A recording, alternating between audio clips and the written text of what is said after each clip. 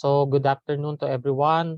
We will continue our lesson for the nursing pharmacology on the concepts and principles. But again, before we start, let's have first our prayer, our Centralino RN prayer. Our Almighty Creator, we praise and glorify your name. We humbly submit ourselves on your vital intention to claim the Centralino RN. Help us attain the optimum health at all times with perseverance in living to our end goals. Nurture us with your spirit to keep our open mind, to absorb and retain the lecture and skills concepts according to the nurse licensure examination framework. Let us decide to complete every examination according to your will with prudence and integrity. We appreciate you on our existence to contribute in Centralino 100% through teamwork as we leave ourselves to you on our journey with the core objectives of the MCU College of Nursing. Amen. Please bless all the students of the BSN 24 to have their stamina, their optimum health, so that they could absorb the lesson for this afternoon. Amen. Okay. So, as we start with our lesson for this afternoon, actually, we will be taking up on how nurses or future professionals, as we say, because you're holding and claiming that you're already registered nurses. There are common medication safety issues that our nurses are encountering. And last month we have celebrated the Patient Safety Month, and one of the most common issues that of our nurses, as according to World Health Organization, are medication errors. This morning, I was invited by the UST hospital to discuss about the nurses as catalysts and how we will sustain the culture of safety. And based from the survey, medication errors are on top, which cause the problem with patient safety. The one listed now in the slido.com, we have 1, 2, 3, and 4 are common issues, common medication safety issues. You can reply, which do you think has the most common or most common consideration na it will cause problem with medication safety? So you may start your responses now. So it seems number 1, responded non-compliance with prescribed medications. How about the others? Non-reporting of adverse reactions. How about the rest? So still number 2. Still number 2 is we have the non-reporting of adverse reactions. So third, still overdosage or underdosage. Third, with same response, we have overload of patient assignments. So still number 1 is non-compliance with prescribed medication. Still on number 2 of non-reporting of adverse reactions. So these are some common reasons why patient could be at risk in terms of medication errors. So since on the top we have non-compliance with prescribed medications, number 2 is non-reporting of adverse reactions. On the third rank is overload of patient assignments, and fourth is overdosage or underdosage. So just continue uh, to cast your answers, or rather to have your input for your answers. Probably I may be calling someone to ask your response on this. May I call on Miss Denzel? Denzel Pichay, what uh, common issues that you have answered in the 4 choices that we have for patient safety? Denzel? Yung non-compliance po. Okay, for non-compliance, what do you think this is a common patient safety issue? Kung why you consider it on top, or why you consider this as a response sa medication safety issues? Denzel? Siguro po wala pong po, bali financial status po ng Mhm. person po, or nakakalimutan po. Okay, so probably your response is pertaining to if, for example, if the patient is hospitalized, there could be possibilities that uh, the economic status of the patient. If the drug is not available, then the prescribed medication are not being administered. So another that you have mentioned is non-compliance in terms of the supposedly prescribed time of administration. Okay, so may I ask for response coming from, how about Miss Angelica Morales?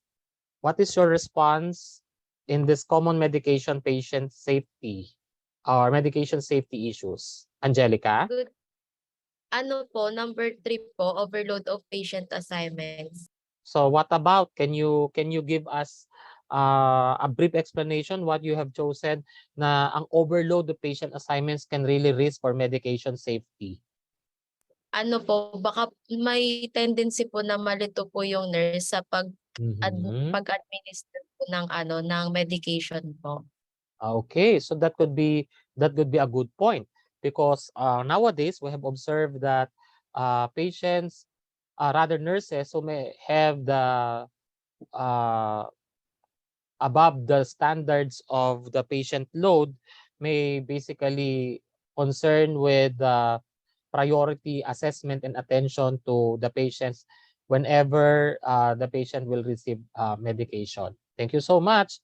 May I call on, how about Miss, can I call on Gabriel Roberto? Mr. Roberto? Gabriel? Yes po, sir. Yes, opo. What is your response on this common medication safety issues? Yung number 2 po, non-reporting of adverse reaction. Okay, so what about, can you give me a brief explanation why you have considered non-reporting of adverse reactions? Yung ibang pasyente po kasi kapag may tinitake po silang medication, ay kapag inaas po sila ng doktor kung may naramdaman sila pagka-take po nila nun, yung iba po hindi na po sinasabi kung may naramdaman ba sila talaga or wala. Yeah. What do you think made them hesitant to reveal talaga yung nararamdaman nila in spite of, if the nurse already explained yung side effect? Kasi yung side effect, these are the normal reactions of the drug, di ba? So yung adverse reactions, ito yung unusual that is supposedly be reported to nurses. What do you think yung reasons nila why they have some hesitancies to report? Takot po. Natatakot for what? Sa Kung nurse? sa ano po, sa magiging dito. Probably there could be fear ba to change the drug, or there could be a fear of purchasing more expensive drug. Sa more expensive drug po siguro. Okay, so that could be possible na possibly if the doctor will change the drug, and financially the patient could have this anxiety that it is more costly. Okay, so probably I may ask the others naman po. May I ask po, how about Micaela? Micaela Poserio? Micaela? Hello po. Yes Sa po. may ano rin po, non-compliance. Yeah, so what made you think to consider po yung non-compliance? For me po, personally na-encounter ko po is yung sa may financially, about sa Mhm. finance po. Tapos parang Mhm. kapag hindi po kayang bilhin po yung prescribed na medication, parang Mhm. gumagawa na lang po ng alternative like kunyari po mga herbal medicine, pero Mhm. minsan po hindi naman din po gano'n ka-effective, so yun po. Okay. So that could be one. So situations like some of the patients who may not comply with the prescribed medications, they tend to decide options, 'di ba? Ano yung options? Options which are obviously not costly. They could probably, sabi mo nga, they could probably decide or consider alternative medicines such as the herbal medicines, but there are some herbal medicines that are not approved by the Department of Health or FDA. So somehow they rely on the practices, 'di ba? On the advice of the elders. So yun, so medyo risky 'yon kasi if situations pwedeng ma-damage yung ating two major organs that are responsible for the metabolism of drugs, the liver and the kidney. So these are good answers. Probably last one, may I cast Atasha o Sias? Atasha? Hello po. Yes po. Yung sagot ko po dyan is yung number 1 po, non-compliance with prescribed medication. Yung sagot ko lang din po dyan, same lang din po dun sa kay Pichay and kay Miss Costello po. Na minsan, yun nga po. Tapos yung isa rin po, siguro, hinihinto na rin po nila yung pag-inom kasi po tingin po nila is okay na sila pero hindi pa rin po pala yun po. Yeah, thank you so much. Thank you, Thank you for your response. So actually, there are no wrong answers from this 1, 2, 3, and 4. Basically, when it comes to the common medication safety issues, non-compliance with prescribed medication, kasi this will lie on this will depend on how the nurse will strategize basically to educate the patient, other than yung importance and significance of continuous medication regimen. Sa third is itong issue na to probably naghahanap ng alternatives. So tama, naghahanap ng alternatives which supposedly considering yung prescribed medication. And another non-compliance because pwedeng socioeconomic concern because the patient can purchase the drug. Non-compliance with prescribed medications, posibleng a problem with the rights of medication because we are dealing on how to promote safety. Sa number 2 naman, sa non-reporting of adverse reactions, yun, I have heard about yung takot. Basically, the concern with this situation is probably nag-iisip yung person that if ever he or she may reveal yung adverse reaction or report the adverse reactions, pwede siyang maging study that he or she experienced the unusual adverse reaction. So yun yung mga fears. Ano pa, yung may mga fears din related sa non-reporting of adverse reaction is if the drug as mentioned will shift into another brand or another generic drug but very costly from the original drug that are being administered. So socio-economic pa rin siya. Adverse reactions pa rin is kung for example if it will be reported, then this may probably have hesitancies for patients because probably she or he may have included it in the medical records. So those are common medication issues. For number 3, overload the patient assignments. I've heard about a response referring to a nurse who's handling too much patient. Kasi the usual ratio of patient assignment for a nurse is talagang 1:7 or to 10. Ito pa yung mga ambulatory care patients ha. Pero try to imagine if you will handle 20, 30 or one nurse into ward which composed of the 40 patients, there could be situations that the nurse rather cannot anymore monitor of the adverse reactions, cannot monitor anymore yung mga drugs that may need vital signs recording. Yun eh. So as a Filipino nurse, I really admire yung nadi-discharge pa rin evenly yung responsibilities and no one had been affected when it comes to any adverse reaction of drug. Pero seemingly, this will take risk if you can't monitor everyone who's really having those drug administration. When it comes to overdoses and underdosage, some of you may address this or probably you may heard this to your parents, to the elders. Mas masama ang overdosage kaysa underdosage. Class, both may have a problem ha. Sa overdosage, our problem is that of this may lead to the possibility of toxic effect if the liver may not have its first pass effect.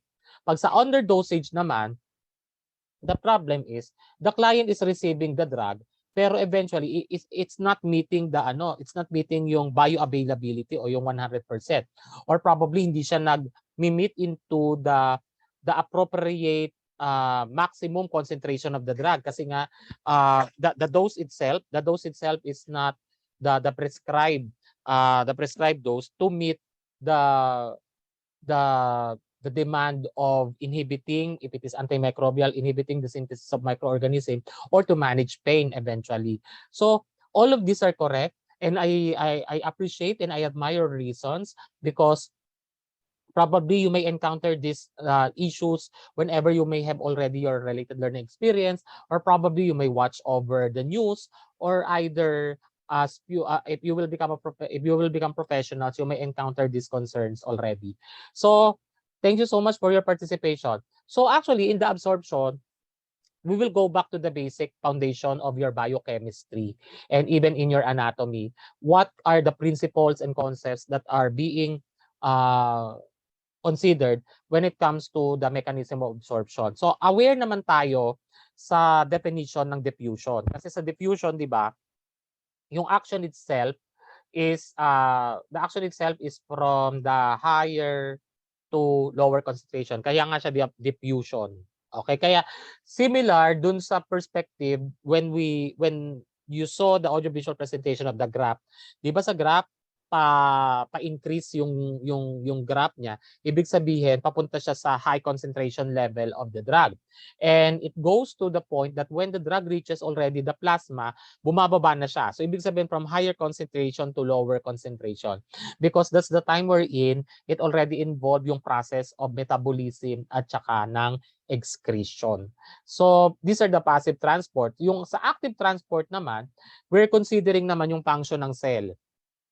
So how the cell manage it? Kasi yung pinocytosis is ito ni-utilize ng distribution or absorption ng drug through the the plasma itself. So ibig sabihin, yung cells also has the fluid so that to facilitate po yung pag-carry ng chemical components of drug to the different tissues. So yun yung concept ng pinocytosis, the active transport. The cell itself, the fluids, the compartments in the cell itself is the one that considers po yung pag-absorb or active transport of the drug. Now let us proceed. I just want to remind everyone, feel free to address questions po, I will really admire if you will have questions. You may type it in the chat box, or you may raise your hand, or either you may unmute yourselves if you have anything to share, if you have anything to ask for point of clarification of our lesson for today. Now, let us now proceed to the pharmacodynamics. How rather not pharmacodynamics, but rather distribution. When the drug reaches the plasma, how the drug will be distributed accordingly. This will follow through yung concepts of the different compartment of cells, the different fluids, yung significance of presence of fluids in various compartments, organs. So we will try to discuss briefly on this distribution, and I may interrupt videos so that to simplify the explanation. So let us now proceed.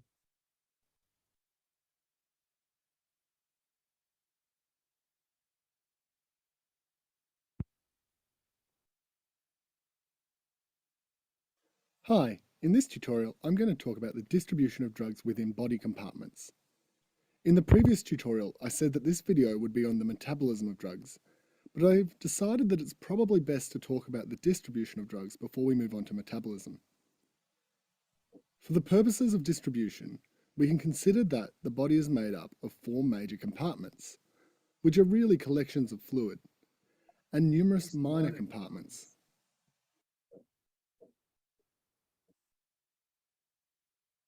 These major compartments are the blood, or strictly speaking, the plasma, fat, extracellular fluid, and intracellular fluid. Then there are numerous other minor compartments. These include the cerebrospinal fluid, the peritoneum, synovial fluid in joints, and the fetus in pregnancy.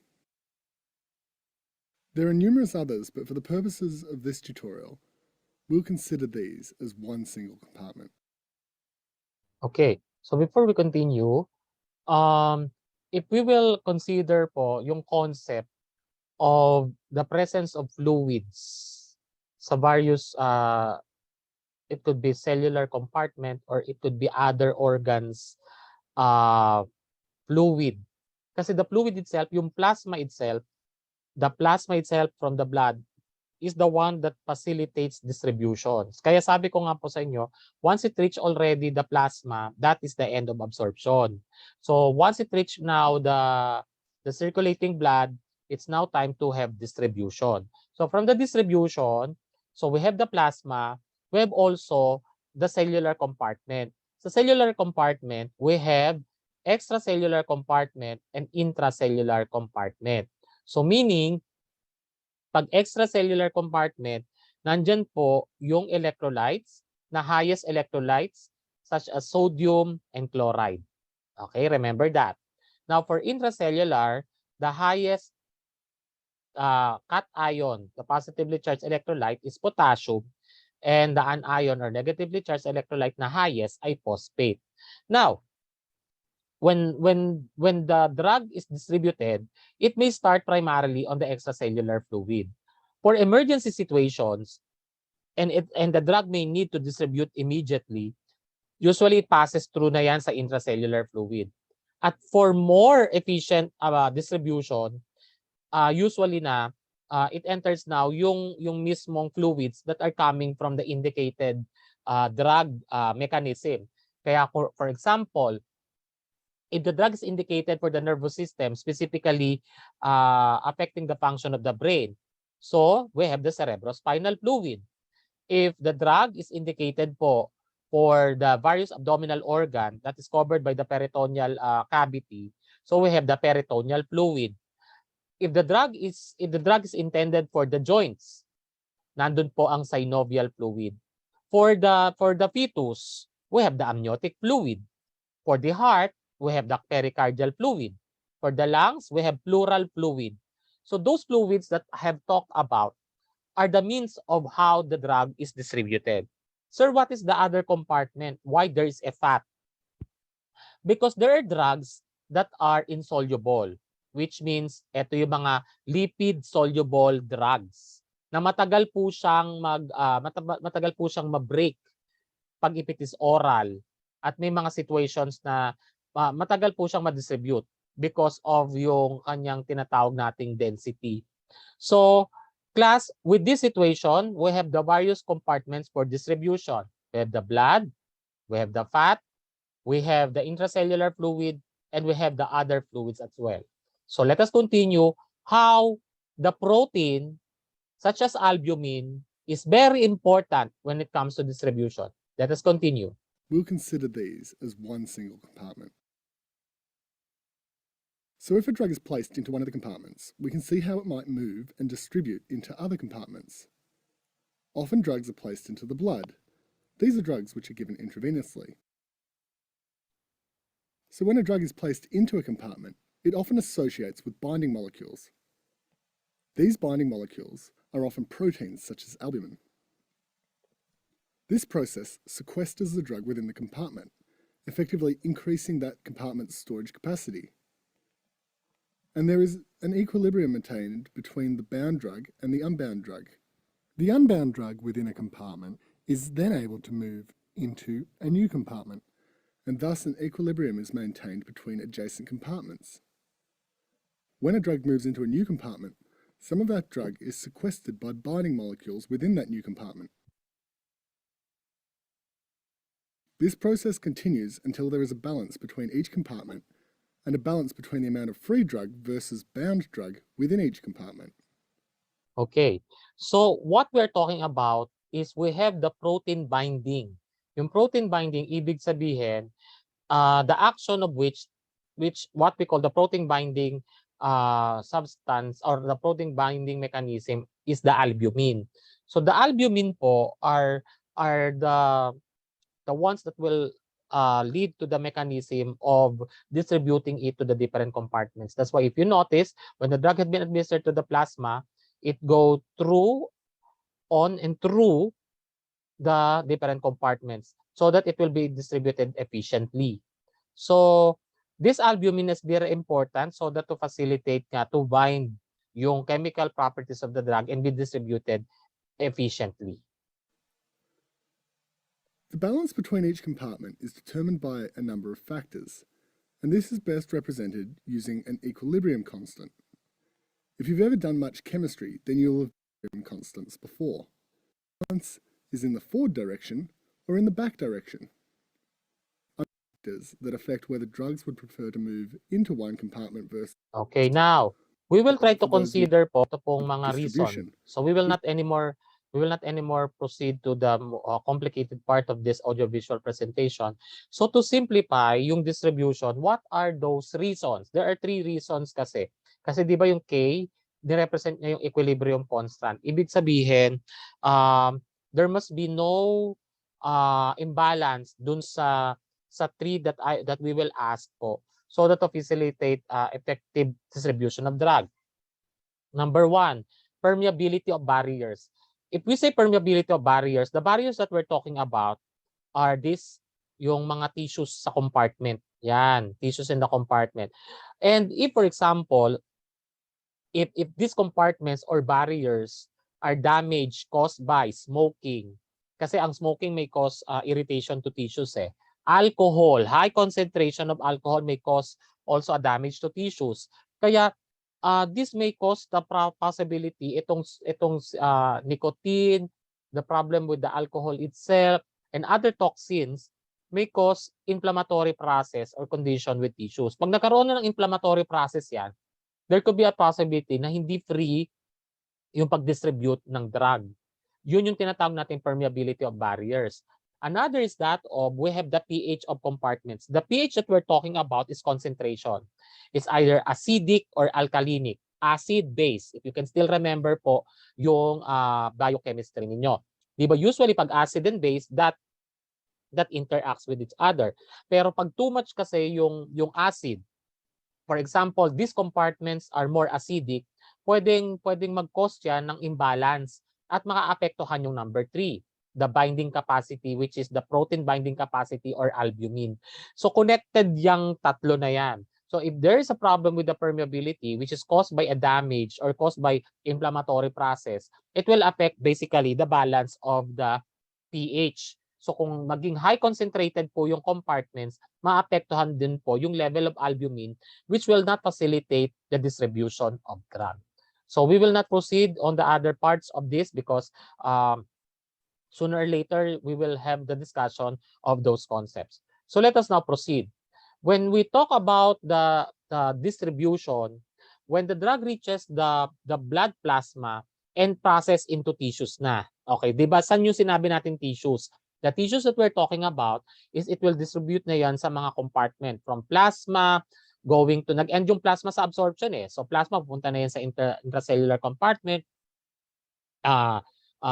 Intracellular, we have the fat and we have the other fluids as well, and comes to the tissues. So unlike for the absorption, di ba, it starts with administration site, tapos across tissues, then systemic circulation.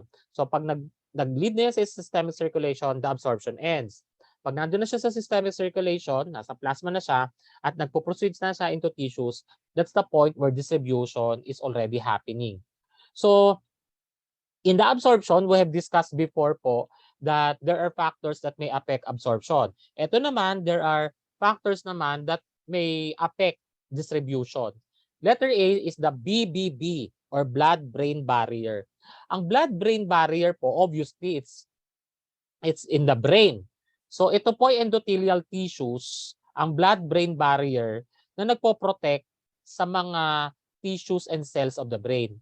Kasi for example, if there are drugs, kasi very sensitive ang brain eh. Pag nagkaroon dyan ng any inflammation or irritation, pwede kang mag-seizure or pwedeng mag-cause ng possibility na maapektuhan ang major functions of the organs of the body.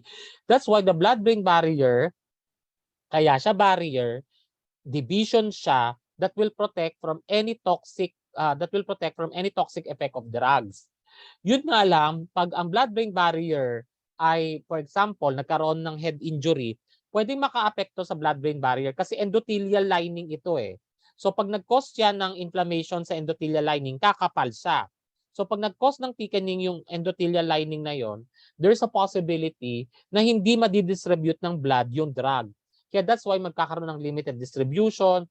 Tapos lalo na if there are yung mga lipid or lipid-soluble drugs na matagal po siyang ma-distribute, hindi siya makakapas sa glial cells. And glial cells that we're talking about is for the nerves. So yan yung problem. Another physiologic factors that may affect distribution is cardiac output. If you can remember po yung discussion ninyo in anatomy and physiology, can you still remember po the normal cardiac output per minute?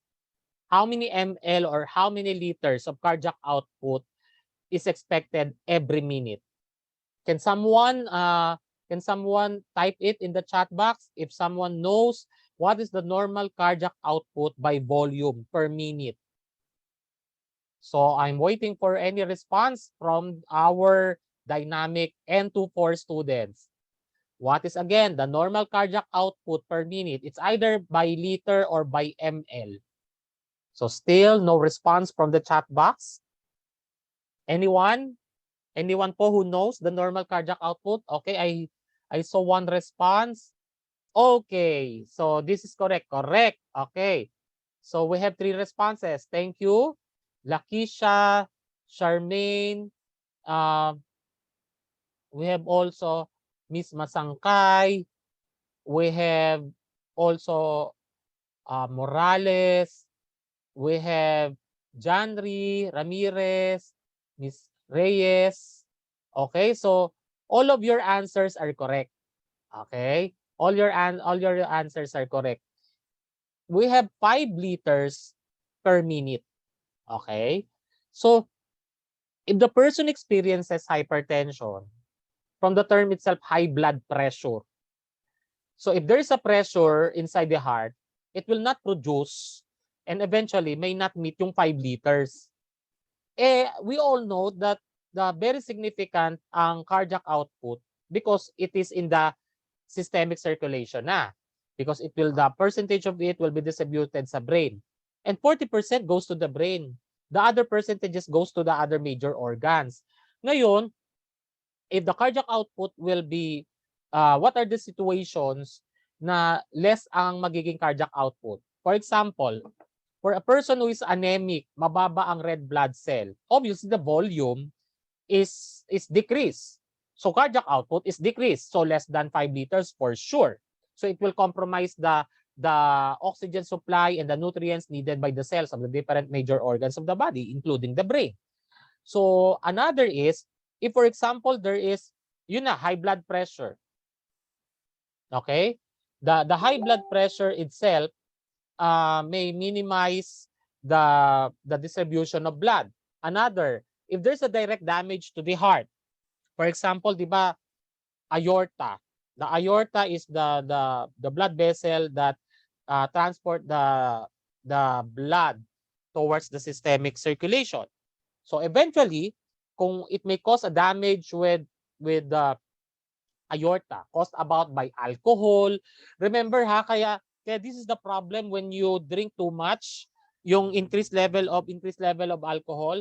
Pag increased level of alcohol, nagko-cause siya ng constriction ng blood vessel.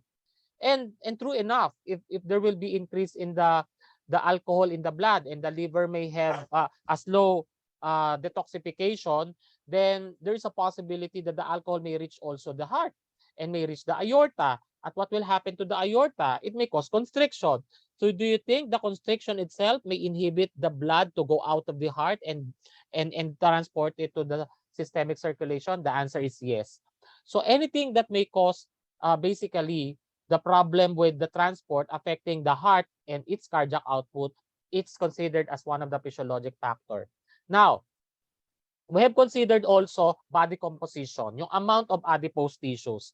The more adipose tissues that a person may have, the chances that mas slow ang absorption. Okay? So for example, if the patient will receive an administration of intramuscular drug. So kung more adipose tissues, there is a possibility na even if you use the appropriate syringe to reach the muscle and adipose tissues are increased in amount, may chances po yan na hindi rin mag-reach agad sa muscle. So mabagal yung magiging absorption niyan and distribution as well. That's why just remember class, for those who may have, or for those who are obese, overweight, yung kanilang metabolic response ay decrease. So the slower po ang metabolic response, the chances po that it will slow also distribution of drug. Okay? So letter D, blood supply to target tissues. For example, we have talked about cardiac output. So ibig sabihin, if less yung blood that will be ejected by the heart, less then ang magsisirculate sa body. So kung less yung magsisirculate the body, it will deprive yung distribution of the drug because it is dependent on the plasma. It is carried by the plasma. So what will happen? It will deprive those tissues na may less ang blood supply. So this may also cause a concern po for the blood vessel. Okay? So dun sa blood vessel po, constriction. Okay. So sa blood vessel constriction po, what are the causes of constriction of blood vessel? So sabi ko nga sa inyo, alcohol, too much alcohol po ay pwedeng mag-cause ng constriction. The nicotine from the cigarette smoke may cause also constriction. Kaya pag pinagsabay nyo pa yon, increase in the alcohol level tapos you are smoking, the tendency po mas mag-cause lalo ng blood vessel constriction. Kaya that's why there are some situations po for those who are drunk.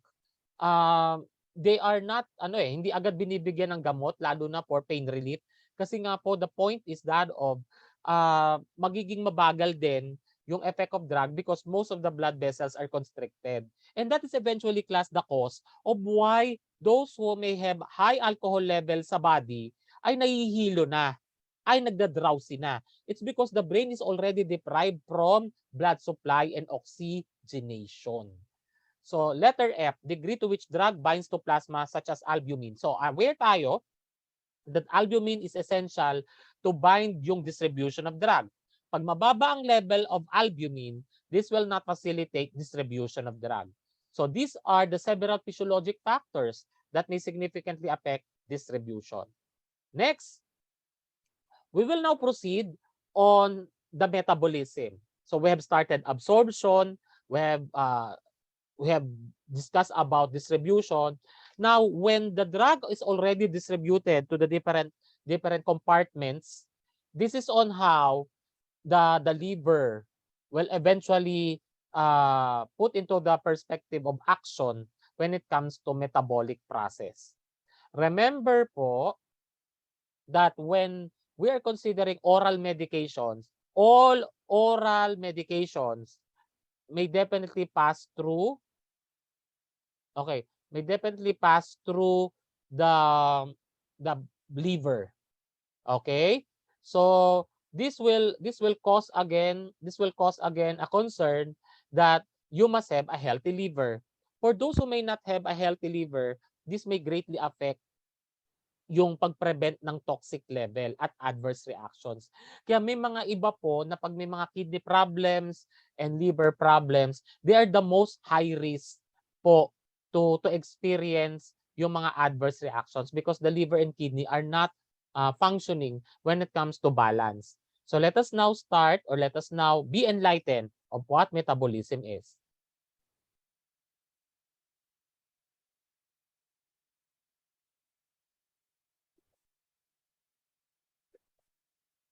Hi, welcome to the fourth handwritten tutorial on pharmacokinetics. In this tutorial, I'm going to talk about drug metabolism. Drug metabolism often takes place in the liver, but metabolism can take place elsewhere, such as in the lungs or the gut. The fact that most drugs get metabolized by the liver is very important for pharmacokinetics, because drugs given orally may be metabolized by the liver before they reach the systemic circulation. This phenomenon is known as first-pass metabolism. Sometimes first-pass metabolism is so dramatic that it necessitates giving a drug intravenously, as giving it orally would lead to significantly less active drug in the systemic circulation. Morphine is an example of this, which is why it is so often given intravenously rather than orally. However, in this tutorial, I'm going to talk more about the biochemistry of drug metabolism, in particular, the actions of cytochrome P450 enzymes, which are often abbreviated CYP. These cytochrome P450 enzymes are abundant in the liver, and different types metabolize different drugs. For example, CYP1A2 metabolizes caffeine, whereas CYP2E1 metabolizes alcohol.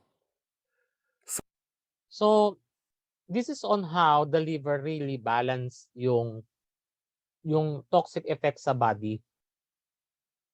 Kaya this enzyme po, may kanya-kanya siyang cytochrome assignment. So kanina, 'di ba, we have the cytochrome 1A2. Yung caffeine level sa body, mine-metabolize niya to balance. Because too much caffeine in the body could lead also to toxicity. Kasi stimulant ang stimulant ang caffeine. Pwedeng mag-cause yan eventually of too much release of adrenaline. So we have also the other cytochrome which facilitate po yung balance with alcohol. For the drugs and medication, the cytochrome P450 is the one responsible to metabolize and prevent toxic effect and adverse reactions of drugs. Cytochrome P450 enzymes metabolize drugs through a variety of processes. These include oxidation, hydrolysis, and hydroxylation. So let's have a look at how this works. And I'll try and keep the organic chemistry to a minimum. Okay. So we will not more focus on this perspective, but I will just explain to you why we have oxidation, hydrolysis, and hydroxylation. The cytochrome 450 is the one responsible by which the drug will break its components through the cytochrome P450 until this will consider na po yung properties or chemical properties of the drug that will eventually translate it na hindi na siya mag-lead dun sa rather mag-lead siya sa appropriate level that the body needs. So, for those excess, if you will notice, after the oxidation, the hydrolysis and hydroxylation, these three processes converts the drug to a composition, yung chemical composition niya that is needed by the body. So, dinidivide niya yung chemical composition nito which are needed by the body enough and sufficient for functioning. So that's why those that are in excess in the chemical composition facilitates yung coordination sa excretion through the kidneys. And eventually, this will translate po these drugs into the excretion, yung excess component by excretion, and the other composition of the drug will be absorbed by the body. There are some other drugs naman that will facilitate, metabolism, not just in the kidney, but it's also through the hepatobiliary tract. Pag hepatobiliary tract, lalabas po yung excess composition or chemical properties of the drug through the hepatobiliary going to the gut or the intestinal tract. Ngayon, that's why, as what I've told you before, that there are some drugs such as iron, nagkukos siya ng discoloration of stool. Because usually, ang iron-based drug ay minemetabolize ng liver, papunta po siyang intestinal tract, ang excretion niya. Kaya sa stool siya nagkukos ng discoloration. For multivitamins, nagkukos ang metabolism ng drug by the liver through the excretion sa urine. Kaya it caused the particular discoloration also of the urine. Okay? So what is important here when it comes to the metabolism is we have the liver that is responsible for the release of enzymes such as cytochrome 450. So it is also very important to consider po that the cytochrome 450 is sufficient so that to balance po eventually yung prevention of toxic effect sa drug. Then when it comes to this perspective, the kidney must be also healthy, because if the liver functions with the release of the enzymes of the cytochrome 450, if the kidney may have a problem of excretion, so retention will become a problem even though detoxified by the liver. Kaya pag si kidney may problem, si liver po ang nadadamage. At eventually yung toxin po magsi-circulate sa blood. Pag pumunta yan sa brain, doon na tayo nagkakaroon ng tinatawag nating encephalopathy. So ganun po yung effect niya, na pag ang liver po may not have the capacity to balance yung toxic effect, brain po agad ang nagiging target ng problem with toxic effect of drugs. So as we proceed with the metabolism goes that the dosage or rather the drug occurs usually the metabolism sa liver, sa plasma, so this is blood, kidneys, and intestinal membrane. Kaya that's why most of the drugs are definitely considered po yung tinatawag nating first pass effect. So yung first pass effect, these are very common po for oral medications. And the liver is the one that metabolizes before it enters the systemic circulation or goes to the distribution of the target organ. So yan po yung first pass effect or first pass metabolism. All oral medication pass through the first pass effect or first pass metabolism.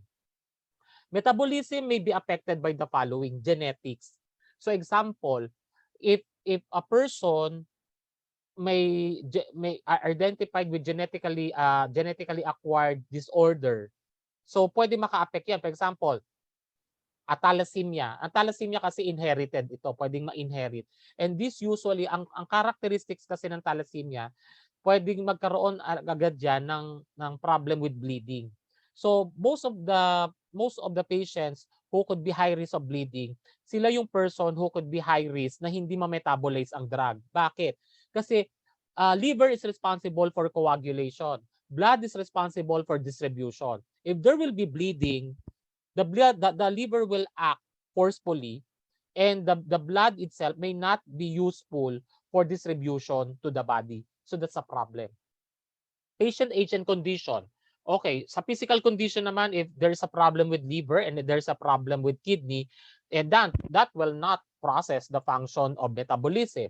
So, kung for example, with the patient's age, I even mentioned po that if ever there is a problem with the with the elders, mas slow ang metabolism, slow din ang metabolic response. Kaya sabi ko po sa inyo, most of the elders are the population group that are high risk for adverse reactions, for toxic effect, yung delay response sa drug kasi nga slow ang metabolic rate po ng ating elders.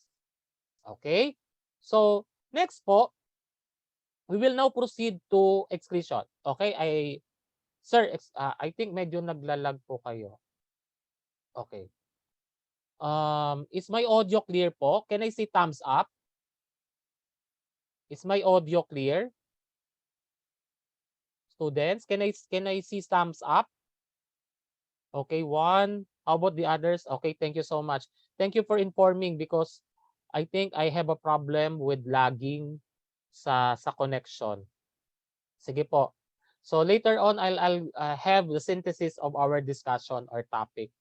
But anyway, this has been recorded, and if it lag po on your connection, you can access naman po our recording in the Central Lino Pit Stop. So let us now proceed about excretion. What happens to drug when we talk about excretion?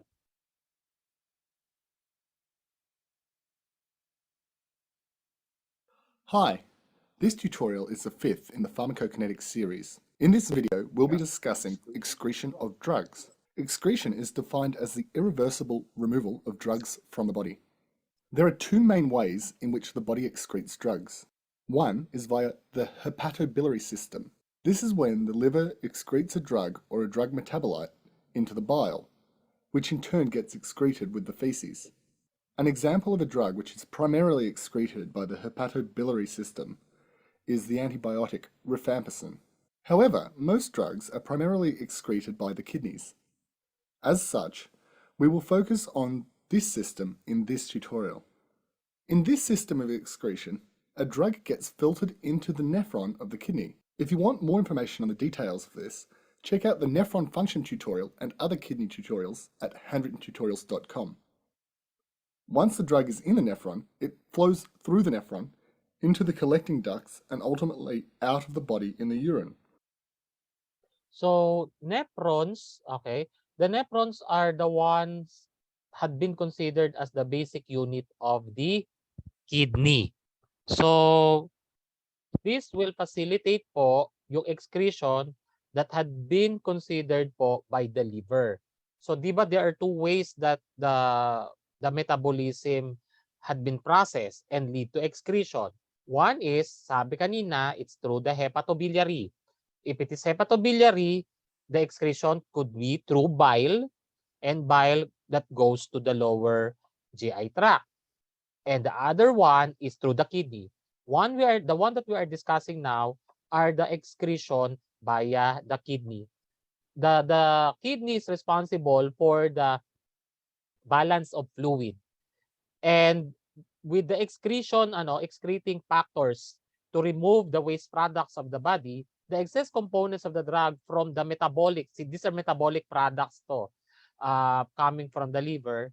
So it will be definitely managed by the nephron as the basic unit of the kidneys, and it will enter through the tubules. Once it enters to the tubules, this will facilitate po yung tinatawag nating clearance. Yung clearance po, once the drug process is being processed by the kidney, mag-i-increase po yung tinatawag nating glomerulofiltrate rate. The glomerulofiltrate rate or GFR is the one that will facilitate diuresis. Diuresis is a medical term that will facilitate urination and voiding. So yung clearance itself is very important because it could be in the form of urine. So glomerulofiltrate rate is the glomerular filtration is the one that facilitates the clearance. So eventually this considers po on the perspective of the glomerulofiltrate rate. Then this considers po on the perspective wherein when the drug, the enzyme, the metabolite. So sabi natin kanina dito, yung drug sa may liver, yung yung tinatawag natin CP450, then metabolite are the products of the metabolism. It enters the urine, it enters rather the kidney. Then this facilitates yung tinatawag nating glomerulofiltrate rate or GFR. So then once the GFR facilitates, it will now be excreted outside the body. Again, these audiovisual presentations have been uploaded in your week 1, and just visit po yung mga supplemental learning videos. And all of these videos have been uploaded for all of you so that to review whenever you wish to review the concepts of pharmacokinetics, the concepts of absorption, distribution, metabolism, and excretion. To proceed, the excretion itself is the term that we have used as elimination. So in the elimination class, the drugs can be excreted in various excretion routes or routes. It could be kidney, okay, via urine. It could be via liver. So yung liver, bile. Okay, bile. So through feces. Lungs also can manage po yung excretion, exhalation. Kaya if you will notice, sige, pag anuhin natin ha, simpleng alcohol. Okay. Sa alcohol po class, if you notice when a person is drinking too much alcohol, mas frequent yung urination niya. The frequent urination itself is an evidence that the body is responding to remove excess alcohol level. Yung excess alcohol level na yan, it comes to a point that the liver is the one acting to facilitate removal of the excess alcohol. But the alcohol itself is the one that may affect the liver cells. So, ang ano po kasi, ang alcohol, meron po siyang property na nagko-cause ng slow metabolic response. So, ang cells mo rin, slow ang impulse transmission. So, ang liver mo, slow din ang metabolic activity. If the liver may have slow metabolic activity, magiging slow din ang excretion of urine. Kaya if you notice din, habang tumatagal po sa pag-inom ng alcohol, mas bumababa na or hindi na dumadalas ang pag-ihi. Sa simula, madalas. But pag at the end, yung liver mo, very slow na yung response niya, bumababa na rin yung frequency ng pag-ihi. So ibig sabihin nagko-cause ng retention of alcohol. So what happens? Yung excess alcohol level sa blood, magsi-circulate ngayon yan. Pag nag-circulate yan, pwedeng umabot yan sa brain. Pag umabot yan sa brain, magko-cause ng constriction. Pag nag-cause yan ng constriction sa brain, do you think the brain will be deprived from blood supply? Yes. Pag na-deprive ang brain mo ng blood supply, madi-deprive ng oxygenation. Pag na-deprive ang oxygenation, makaka-affect ba yun sa alertness? The answer is yes. Kaya pag mag-increase ang alcohol level, ang nangyayari po, it will affect alertness. It may cause drowsiness. So, these are the things. Another, di ba, ang too much alcohol din, naaamoy nyo sa hininga, sa paghinga ng individual. Because that's another way of excretion. Another, maamoy mo rin yung those who have taken alcohol. Kasi nag-excrete dyan din sa minor excretion routes at saka sa sweat, sa pawis, sa saliva, sa tears. These are minor excretion routes. So, pwede po bang maka-affect din ito sa baby? Pag ang nursing mother ay uminom ng alcohol at breastfeeding at nagbe-breastfeed siya? Yes, because the excess alcohol level may reach the point of breast milk. Kaya pwedeng ito ay mag-cause din ng problem when it comes to the nursing mother and to the baby who is taking the breast milk. So these are the basic principles when it comes to excretion. Now, before we continue with our discussion, since it's almost 6 o'clock, we may consider po the continuation of our discussion. We may have first primarily our 15-minute health break. So it's almost 6:10. So if it is 6:10, we will go back at 6:25 or 6:30 to continue with our synchronous session. I just want to ask if you have questions. If you do not have questions, please, can I see thumbs up? If you don't have any questions. Okay, so no questions. It means that our discussion is clear. If you have any questions later po, you are still free to ask, and you may type anytime in the chat box while we are having our 15 to 20 minutes health break. Hydrate yourselves. Move your extremities because it is good for the circulation. Hydration, it is good for your cells. And continue to meet your physiologic needs so that we will continue with good neurotransmitters to absorb our lesson as we continue our discussion. Thank you so much, and we will have first our health break.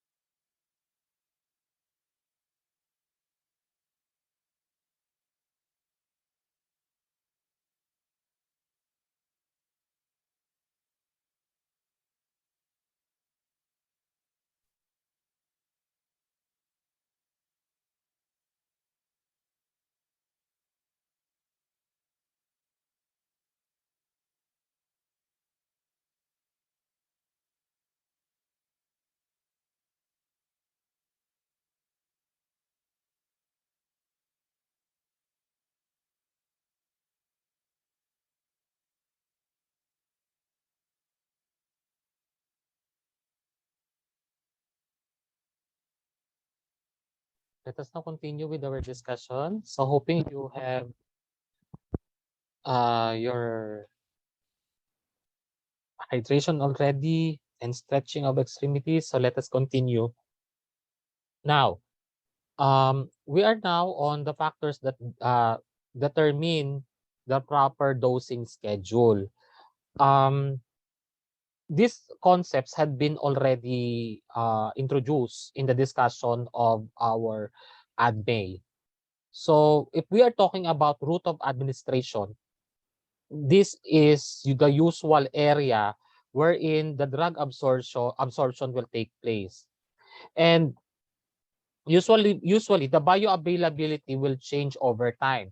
That's why when we discuss about the route of administration in relation to the effect and time, it matters because when the drug have been administered through intravenous and intraosseous, the time allotment is 2 to 3 minutes compared to ingestion or oral, from oral to ingestion, that lasts within 30 minutes to almost 90 minutes. So that is the difference. The graph itself from the audiovisual presentation have described that the bioavailability or the 100% of the drug will be reached as a desired effect, which may depend on the time wherein the drug reaches the plasma. So we have been aware of the route of administration as the area. How about the onset of action? The onset of action, from the term itself, onset, always bear in mind when you heard about onset is start, begin. Okay? So the onset of action, this is the interval wherein when the drug is administered until the therapeutic effect begins. So ibig sabihin, if we're talking about therapeutic effect, yung desired effect starts, onset of action. Later on, we will describe it with the difference ng duration of action. Kasi yung duration of action, from the time of absorption until the time that it reach yung desired effect. Ito kasi, always remember, yung start ng therapeutic effect. Pag sinabi natin therapeutic, yung indicated action of this drug or desired effect of the drug starts. That's onset of action. Next, when we talk about the peak concentration level, so have you still remember, can you still remember the Cmax and the Tmax, the maximum concentration and the maximum time?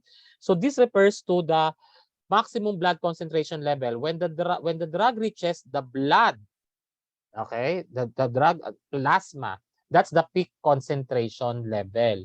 So next, duration of action.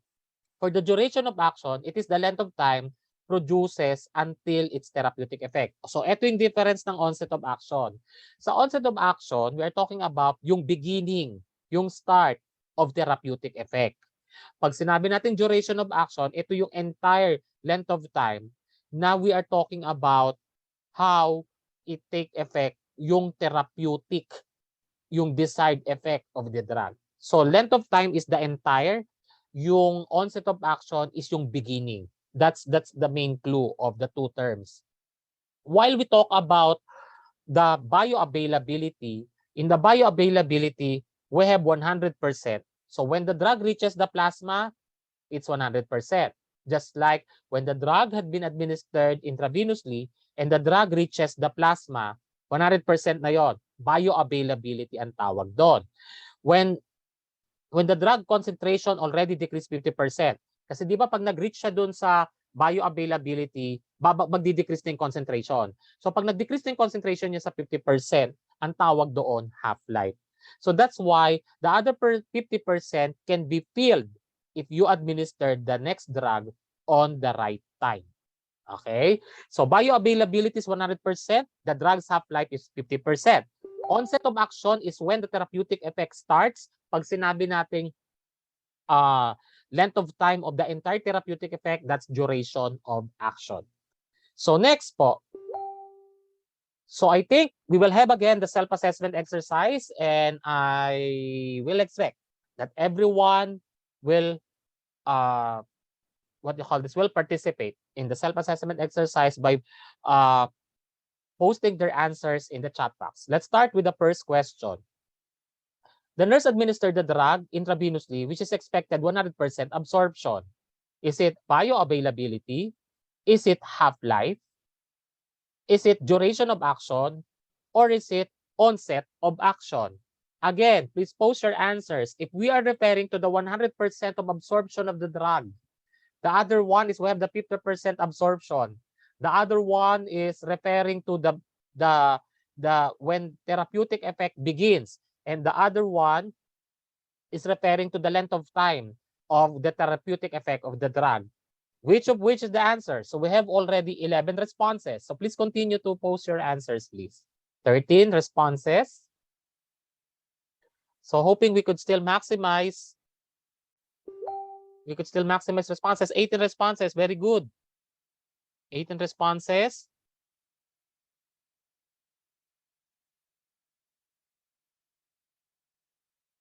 Okay, 21 responses. So we still need 5. Okay. Still need 5. So let's see. 23. So we still need 3. For the others who are still not responding,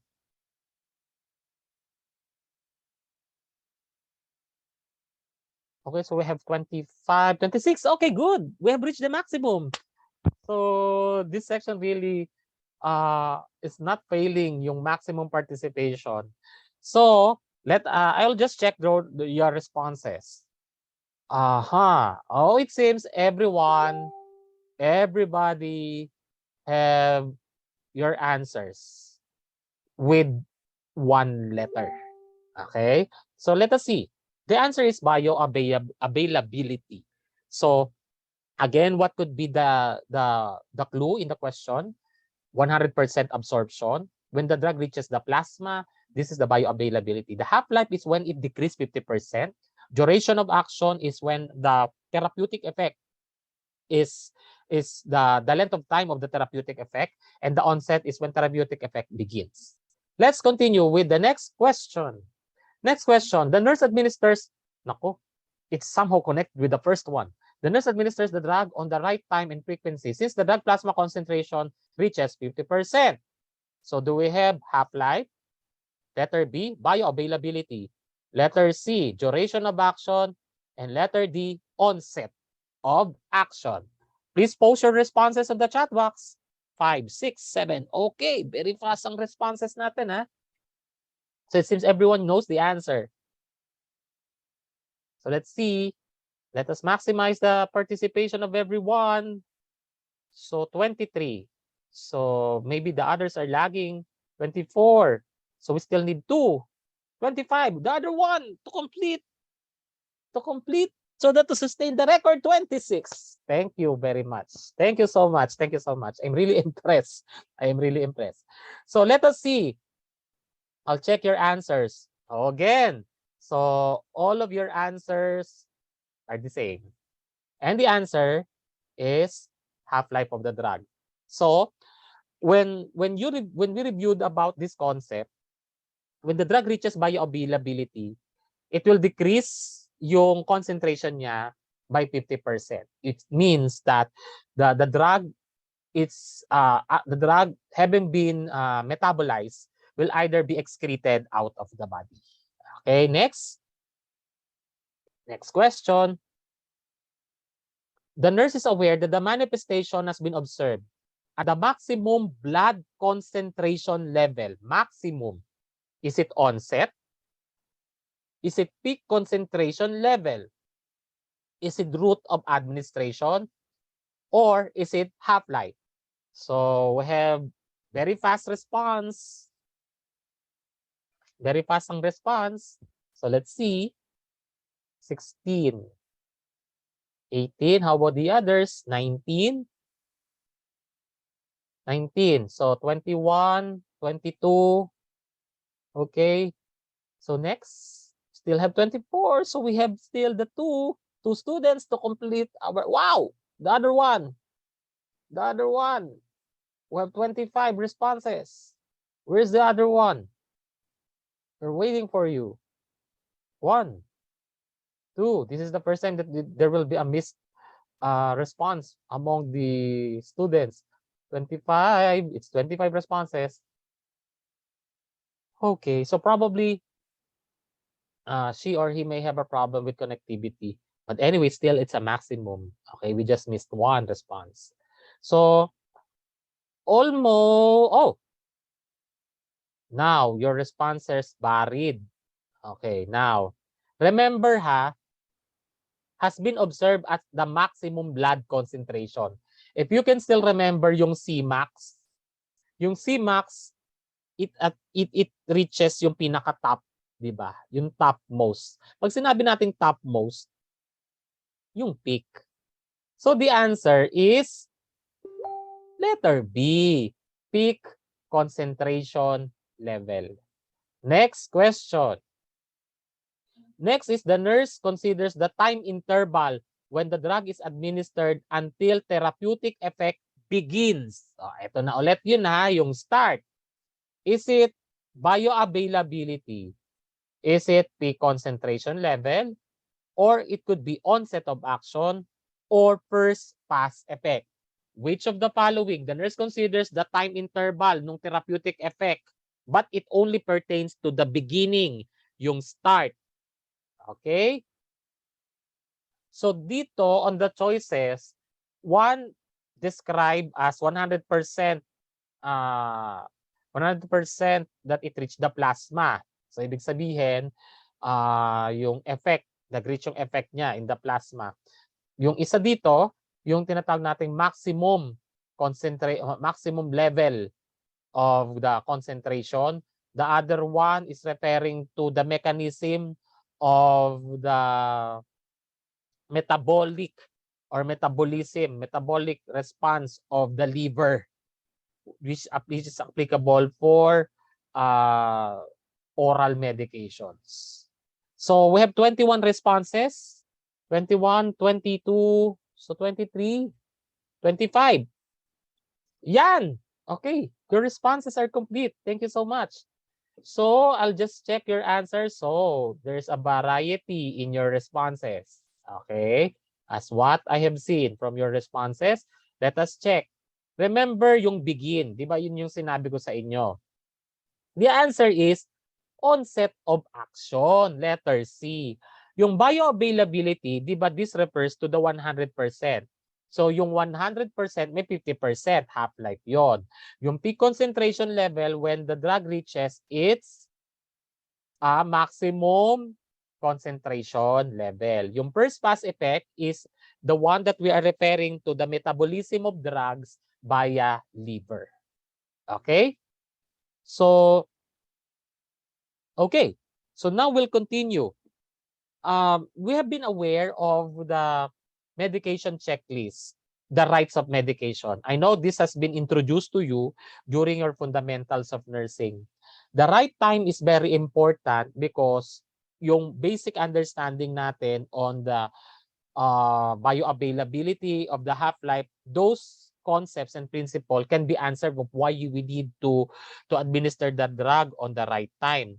Now, the next is the concern pertaining to the right route.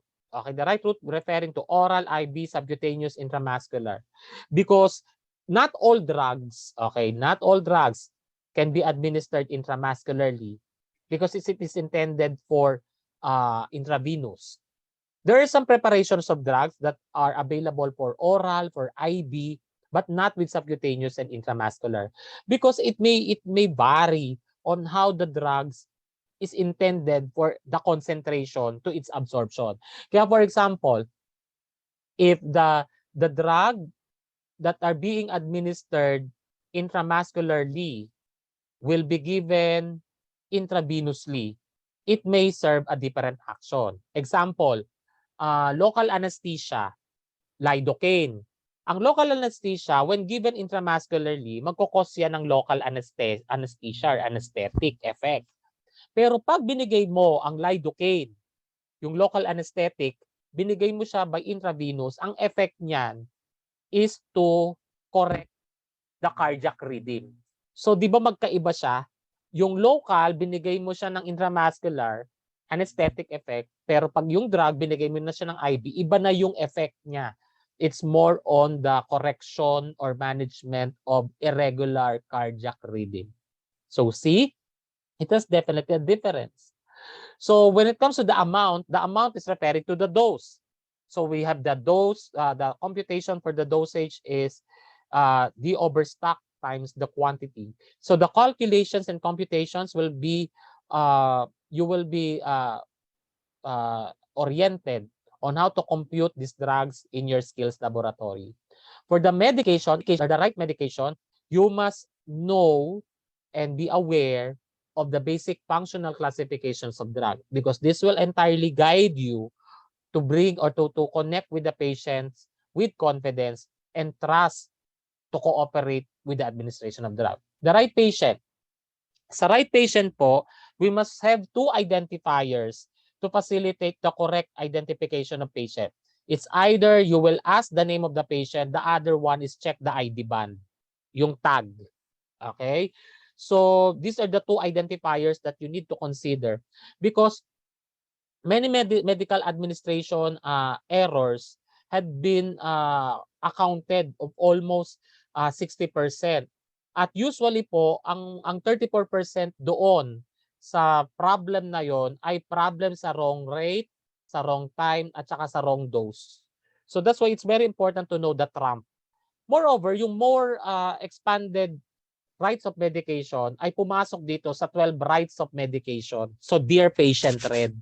So documentation, evaluation, assessment, the reason, right patient, right time, right route and refuse, expiration and education, we have the right drug, and we have the right dose.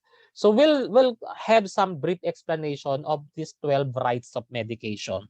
So the most common that we prioritize for the rights of medication before is yung right dose, right drug, right route, right time and frequency, and right patient. Yan yung common before for the 5 rights of medication. But here in the Philippines, we have considered po yung 12 rights of medication as our way to be more or to prioritize more patient safety. One, when it comes to the right documentation, if ever you will be the one who will administer the drug and who have administered the drug, you will be the one to what? To affix your signature in the medication sheet. The right documentation will entail also on how you will document in your charting if there are adverse reactions or if the patient experiences side effect. Kasi if the patient experiences side effect, how you supported and educate the patient that the side effect is the expected reactions of the drug and the patient perceive it correctly. So walang complications. So if it is referring to the adverse reactions, how you manage it. So this is supported by documentation. That's why whenever the patient, whenever the healthcare team will address complaints, you will be protected with the right documentation. Number two, if we're talking about the right evaluation. The right evaluation will be your reference, okay? Will be your reference if you will withhold the drug or will continue the drug as prescribed. Because when you evaluate the client's condition after the administration of the drug, and there's unusual, unexpected reactions of the drug, either it's an adverse reaction or toxic reactions of the drug, then that will entail yung preparation mo to counteract the toxic effect by an antidote. So those are the measures that you will do. Why we need to have the right right evaluation. For the right assessment, sa right assessment, very important po ito, siyempre sa nursing process, we have to consider vital signs. Kaya may mga drugs that are withhold and not administered because of the problem with vital signs. Just like for example, an antihypertensive drug. So very obviously, pag ang blood pressure ay too low from the usual blood pressure of the patient, this may take risk to the patient if will be administered, because pwede namang ang mangyari sa patient natin ay mag-cause ng hypotension. So that's a problem. So we really need to take into consideration the right assessment. The right reason. The right reason will bring confidence on how the nurse will explain the side effect, the adverse reaction, and the indication of the drug. That's why it is very important for you to know the classification of the drug. And later on, we'll discuss suffixes of drugs. Sa suffixes of drugs, it will help you, it will guide you on how to classify these drugs. Number 5, as what we have mentioned, the right patient. This is always be the number 1 in the rights of medication. Because whenever you will administer the drug to the wrong patient, so very obviously, he's not the recipient of the prescribed regimen. So negligence ang pwedeng mag-cause ng problem doon. So again, what must be bear in mind? You must have 2 identifiers to consider the right patient. The right time and frequency, we have considered here the principle of bioavailability and the principle of half-life of the drug. 7, right to refuse. Ito po yung concern. Will it be acceptable if the client will refuse? There could be situations that the client will definitely refuse, number 1, because of the taste of the drug. Number 2, if ever you have administered the drug, the patient have experienced discomfort, masakit, when you administered it. Third, the refusal of the patient is he doesn't want the side effect of the drug. So yun yung mga situations wherein it will lead to the challenge to nurse to best explain about the drug, from side effect to the indication and to some of the discomforts the patient may experience. So first and foremost, the responsibility of the nurse is to explain fully yung drug, its significance. Before, when we explain the drug to our clients, sasabihin natin, we will explain to the patient, it's for your betterment, it is prescribed by the doctor, it is for your health. Very very superficial yung explanation. But when you have a clear explanation on how the drug acts to the body and how the drug is significant to the patient's condition, I think you can still convince the patient not to refuse. But whenever the client will insist to refuse, it must follow through the policy of the hospital on how you will process or go through on the legal perspective of refusal of the patient whenever the patient will lead to a certain risk if the patient refuses to take the drug. So the right route, we have already explained this, the right route, we have the enteral and the parenteral. So this is very important. This is associated with the results of the route from the time and its effect. Right expiration date, question. I think there are some situations that you have heard this to some of the elders and your relatives, like, okay, you can still take the drug because it will take 3 months pa. Let's go back to the principle why there is an expiration date. There could be 2 things that the patient may experience. 1, if the patient will take the expired drug, it will cause toxic effect to the patient. Second is if the patient is taking expiration drug, unless it may not cause a toxic effect, the other one naman, it may cause loss of the potency of the drug. Pag sinabi natin loss of the potency of the drug, no effect. It has been administered but it has not it did not process its physiologic effect, its indication and desired effect, because the potency had been loose, hindi na siya active. Next is we have the right education. The right education is very important so that for the patients to cooperate with you, the right drug. So to be consistent, you must validate before you administer the drug, and the right dose. The right dose is very important because first and foremost, class, when you are considering computation of drugs, always take the weight of the patient. It matters. Lalo na po if the patient will be subject for the induction of anesthesia. So okay, so primary responsibility is to take the weight of the patient. Now, we will end up with the discussion of the common medication suffixes. This is very interesting because this will guide you on yung suffixes to classify the drug. Okay? So to classify the drug, kanina may nabanggit na ako about lidocaine. Any drug that ends in cane is considered as local anesthetics or anesthetics. Okay, pag sinabi nating anesthetics, this will cause loss of sensation for pain. Kaya if you are given anesthesia, you will not feel the pain anymore. So ganyan na lang siguro sana pagka pagka nasasaktan. Okay? Pero hindi pwede maging totally anesthetized. Kasi pag nag-anesthetize, magiging manhid ka na. But anyway, just kidding. When we talk about the local anesthetics, pag local anesthetics kasi, it's a specific area that will lose the pain sensation. Pero not necessarily will lose yung consciousness. Okay? Kasi binigyan ka naman ng local anesthesia, hindi ka naman naging drowsy, hindi ka naman nag-loss of consciousness. So yun yung local anesthesia. Pag may mga anesthesia that are given, general anesthesia, epidural, spinal, this will cause naman sensation. Pag sinabi spinal anesthesia, ito yun sa mga cesarean sections at mga abdominal surgery. It's with the abdominal pababa ang anesthetic effect. At pagka general anesthesia, so it's the whole body. But not merely the patient is totally unconscious. So the patient could be conscious, partially conscious, or the patient can still verbalize. Okay. So yan po, pag sinabi natin cane, lidocaine, bupivacaine, lontocaine. So if you notice, ang common niya sa generic name, cane.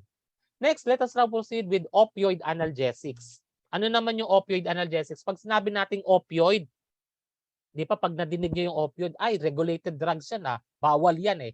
Tama po.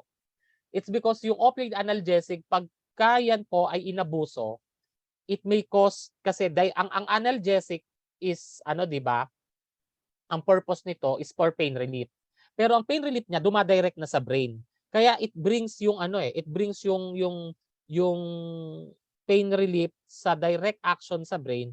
Nagko-cause siya ng satisfaction agad. Nakakatulog ang pasyente, or the patient can have yung fast effect sa inhibition of synthesis of the pain receptors. Lahat po ito ay known, pero klasa, ang opioid analgesics, anesthetics po, or anesthesia, are being, can be purchased with the prescription of a doctor with S2 license. The S2 license is a prerequisite for an individual to purchase a drug. Pag wala yung prescription ninyo ng doctor with S2 license, these are regulated drugs. Kaya that's why they are very strict with the dispensing of drug. So, next po, mycin and mycin, MYCIN and mycin. These are antibiotics or antimicrobial. So, usually ito, mycin, erythromycin, clarithromycin, azithromycin.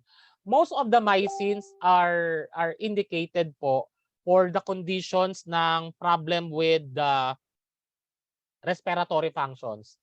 Isa sa mga familiar po sa atin na most commonly used antibiotic ay azithromycin.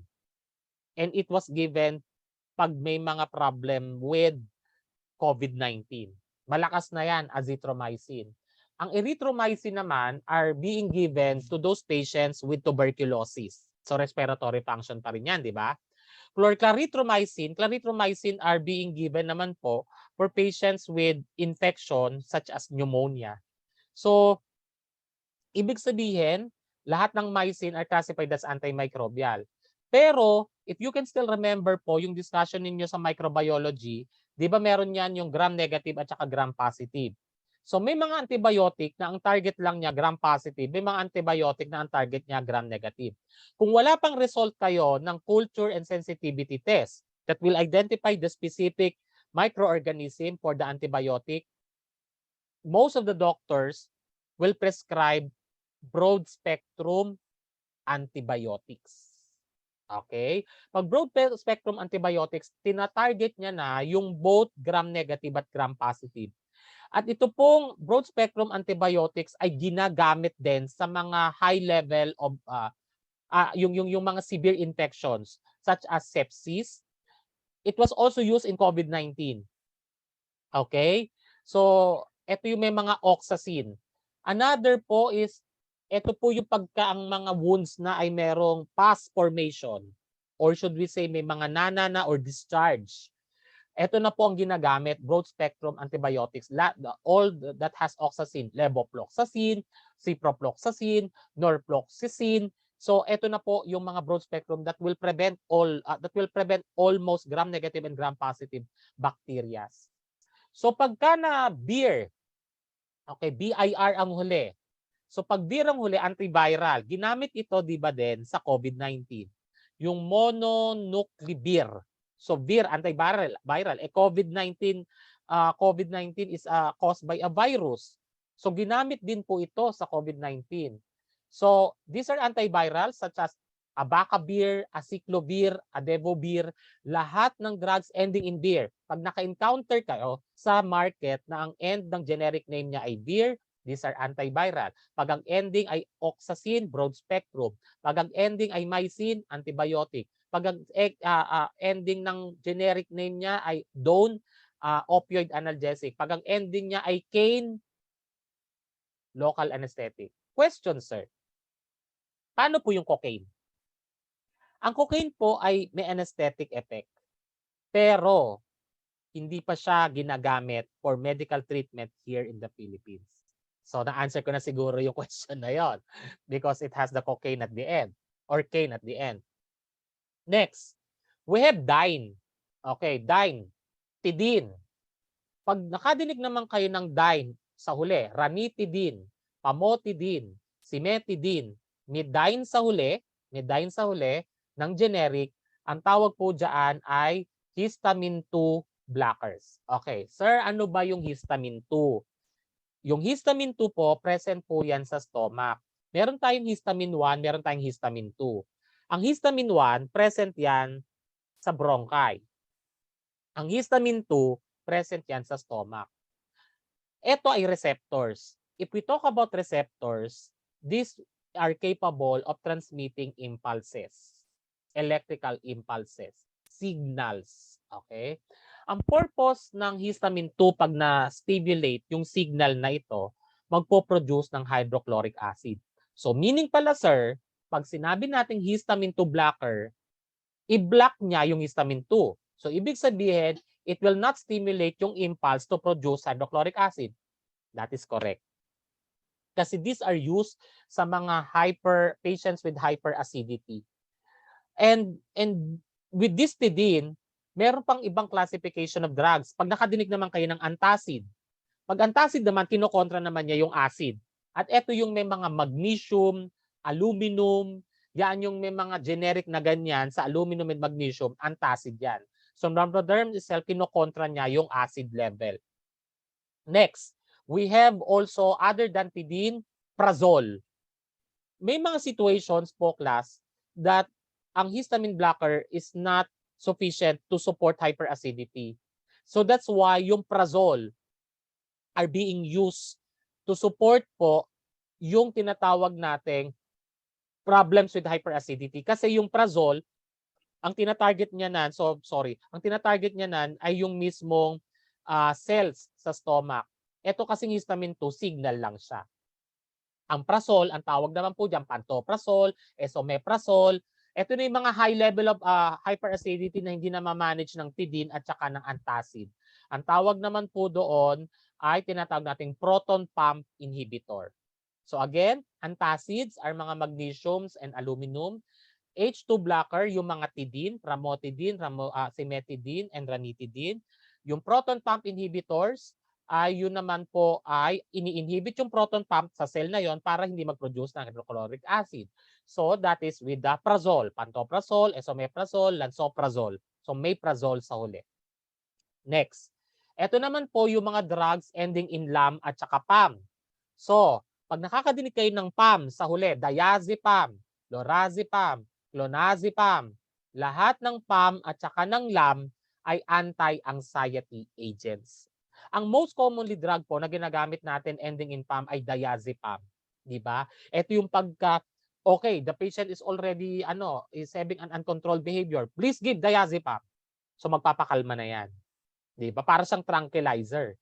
Pero yung tranquilizer is different kasi ang tranquilizer meron talagang higher effect 'yun compared to the anti-anxiety agents. Okay. Ayan. So meron nang nagtanong. Sir, how about yung betadine? Okay. Yung betadine po, kasi tadine siya, it's not tidine, di ba? Tidine. So, ang betadine po is not classified as histamine blockers. Ang betadine po, actually ang betadine kasi is brand name 'yan eh. Brand name 'yan at product 'yan ng Pascual Laboratories. It's usually for oral gargle. Okay? So oral gargle po ang purpose niya. So outside si betadine po dito kasi talking about dito sa generic niya, tidine. Okay? So ang betadine po ay generic rather brand name po siya. So that's why i-exclude nyo na yung brand name kasi ang brand name po that will facilitate identity sa mga pharmaceutical company. Ang lagi ninyong titingnan sa classification of drug yung mismong generic name. Okay, next po, NIUM. NIUM, N-I-U-M, not NUIM, NIUM. If you are familiar with Parkinson's disease, the problem with Parkinson's disease ay involuntary yung muscle contraction. Kaya minsan makikita nyo sila nagte-tremors, they cannot stand alone because nagkakaroon sila ng mga involuntary muscle contractions. They are definitely high risk for injuries. So to relax yung mga involuntary neuromuscular neuromuscular na involuntary contractions diyan. Ito yung mga pancuronium, becoronium, rocuronium. So ibig sabihin NIUM lang ang tandaan ninyo. You don't need to memorize everything. Kaya alam niyo pag NIUM, neuromuscular blocker, it blocks the neuromuscular. So neuromuscular, the nerves and the muscle contraction. Next po, ito very common ito sa parents ninyo. I know your parents are taking this. Pagka mataas ang cholesterol, ha? Pag mataas ang cholesterol, pero very dangerous to sa mga pregnant. So later on, we'll discuss those na mga drugs that may cause risk to the pregnant mothers. So ang mga drugs na po natin dito that we're talking about ay statin, anti-hyperlipidemic drug. Pag sinabi nating statins po, simvastatin, rosuvastatin, fluvastatin. So any of the drugs ending in statin, this is intended for anti-hypercholesterolemia.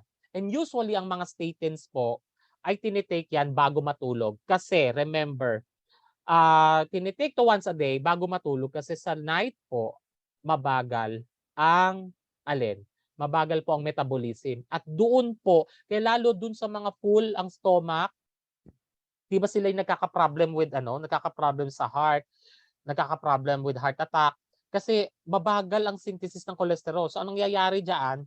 Kung hindi na-synthesize ang cholesterol, dahil mabagal yung metabolic response, nagka-clog siya dun sa blood vessel. Pag nag-clog yun sa blood vessel, magkukos na yan ng obstruction. Made-deprive yung coronary arteries mo ng blood which carries oxygen. So pag bumaba na yung oxygen at na-deprive yung mga cardiac muscle cells, ayun na, doon na magkukos ng chest pain.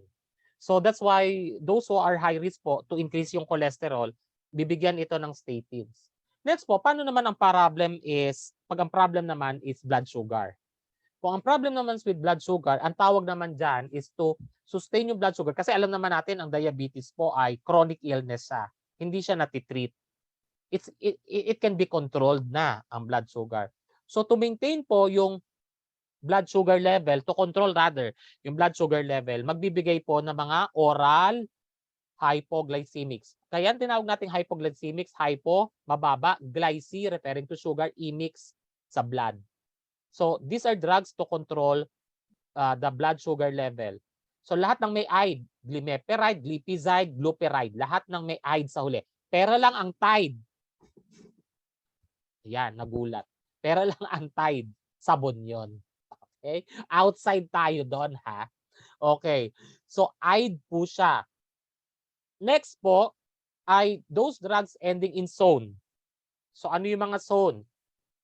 Dexamethasone, hydrocortisone, betamethasone. If the problem is inflammation, pag nakakadinig kayo, if you will encounter po yung mga diagnosis na biocarditis, pericarditis, cellulitis, pag may mga itis sa huli, these are caused by inflammatory process or inflammation.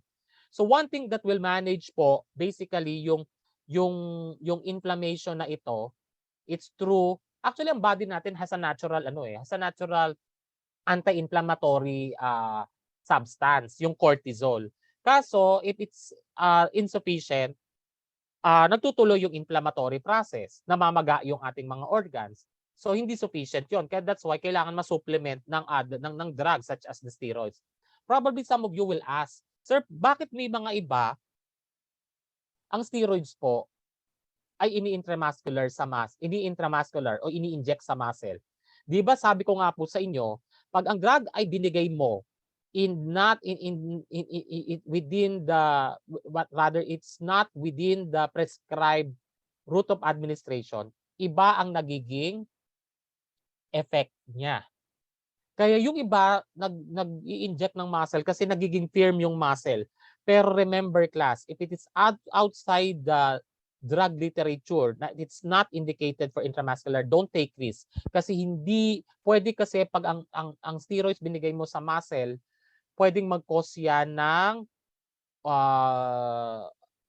tissue irritation. Pwede rin magkaroon ng tissue damage. Very risky. For those who are taking steroids na ini-inject siya, be careful. So this will not answer to have a firm body, to have a firm muscle, but rather it may have an effect na pwede lang siyang temporary. So it's always given oral medication or it's given via intravenous. Okay, remember that. Next po, there are some situations po that a patient experiences naman yung manas. So ang manas po sa medical term ay pitting edema. Yung pitting edema class is more on the situations pag may mga kidney problem. Pag may kidney problem, usually the kidney is not regulating fluid balance, nagko-cause ng retention. So yung swelling ng extremities ng individual is not caused by the swelling due to inflammation of tissues, but it's because of accumulation of fluid. Pag ang person class ay nag-increase ang weight niya nag-increase ang weight niya within 24 hours, ma-alarm na kayo. Kasi it's not brought about yung increase ng weight niya, hindi yung nutritional. Kasi if you will increase yung weight within 24 hours, di ako na lang sana kumain na ako ng kumain or uminom na lang ako within the 24 hours, mag-i-increase ang weight ko. Hindi yon kasi it has still a nutritional process. So yung response, yung physiologic response. So pag ang pasyente ninyo nag-increase ang weight, try to take into consideration na ipa-check na ang pasyente. So lalo na with the heart and with the kidney function. So if the patient naman is having a problem of this, yung mga enlarged heart kasi fluids, may fluids sa lungs. So the kidney has a problem with retention of fluids kasi it's obvious naman na may pitting edema. Ang mga binibigay po ay diuretics. Kanina, if you can still remember, yung diuresis is it promotes urination. So ito rin po yung action ng diuretics. The function of the diuretics is to remove excess fluid of the body. So those drugs ending in zide and mide.